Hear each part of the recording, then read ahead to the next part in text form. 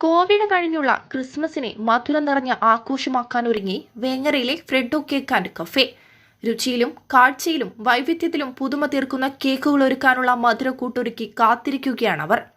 ഡിസംബറിൽ ക്രിസ്മസ് നക്ഷത്രം തെളിയുന്നതോടെ പുതിയ മധുരക്കൂട്ടും പൊതുജനങ്ങളുടെ നാവിലെത്തും. അതിനുള്ള തയ്യാറെടുപ്പിലാണ് ബേക്കറി ഉടമകളും ജീവനക്കാരും. സാധാരണ കേക്കുകൾ ഉണ്ടാക്കുന്ന ബേക്കിംഗ് രീതിയല്ല ക്രിസ്മസ് കേക്കുകളുടേതിന്. ഇവയ്ക്ക് മാസങ്ങളുടെ മുന്നൊരുക്കവും കാത്തിരിപ്പും വേണം.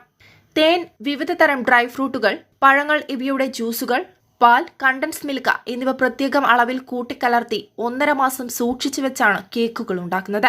വെങ്ങര ഫ്രെഡോ കേക്കിൽ 1 മാസം മുൻപേ ഇതിനുള്ള ചേരുവയൊരുക്കുന്ന ജോലികൾ പൂർത്തിയായതായി ഉടമകൾ MTN ന്യൂസിനോട് പറഞ്ഞു. മുന്തിയ തരം ബദാം, പിസ്ത, കശുവണ്ടിപ്പരിപ്പ്, വാൽനട്ട്, ഈത്തപ്പഴം, അത്തിപ്പഴം, ഉണക്കമുന്തിരി, അക്രോട്ട, ചെറി തുടങ്ങിയ ഡ്രൈ ഫ്രൂട്ട്സുകളും തേൻ, കണ്ടൻസ് മിൽക്ക് എന്നിവയും ഓറഞ്ചിന്റെയും പൈനാപ്പിൾ, മുന്തിരി, ആപ്പിൾ എന്നിവയുടെ ജ്യൂസുകളും ചേർത്താണ് കൂട്ടൊരുക്കിയിരിക്കുന്നത്. ഇക്കുറി 500 കിലോ കേക്ക് ഉണ്ടാക്കാനുള്ള ചേരുവകളാണ് തയ്യാറാക്കിയിട്ടുള്ളത്. ഡിസംബർ മധ്യത്തോടെ എല്ലാം ബേക്ക് ചെയ്ത ഫ്രെഡോ കേക്ക് ആൻഡ് കഫേയുടെ മുഴുവൻ ബ്രാഞ്ചുകളിലും വിൽപ്പനയ്ക്ക് ലഭ്യമാവുമെന്നും ഉടമകൾ പറഞ്ഞു.